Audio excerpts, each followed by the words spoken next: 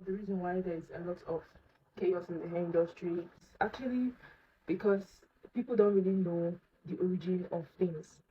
Let's forget about the fact that suppliers are in existence and let's rewind back to the origin of these hairs. As a student of history and international relations, as someone who studies history and international relations, if there's one thing I have been taught, is that for you to be able to solve a problem, you need to go back to the roots of the problem or the origin of the problem. So you don't need to actually like state or solve an issue based on the opinions of people or based on the things that are available at the moment and things like that. You need to be able to solve that problem by going to find the root of that problem. So I have actually come to the conclusion that most of the terms used in this hair industry are actually wrong in a very logical aspect and in a biological aspect.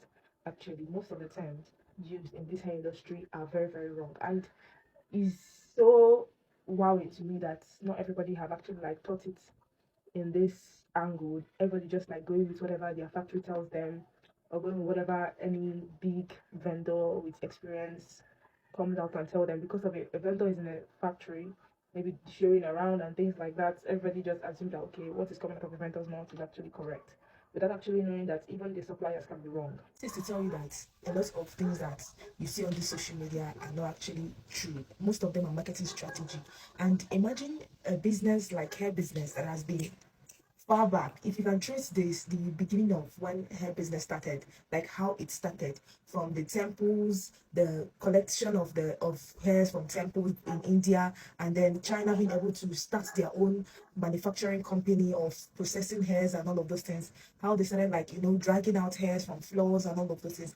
You'll be able to tell how things were termed, not necessarily what's maybe a factory just named, and then over time that is how everybody now started naming it. Nobody wants to now understand how that name came to be and why was it named this way, or why was it identified this way. Everybody just uses the usual word. And what is so funny is that when one person makes the mistake and everybody adapt to it, you automatically want to think that okay, what that person said is true, which is not true. It can be wrong, but due to the fact that everybody's now using the word, it might actually sound true in your ear. But we need to go back to history. We need to understand how biology works, how textures work, regions that have a particular texture and regions that don't have a particular texture.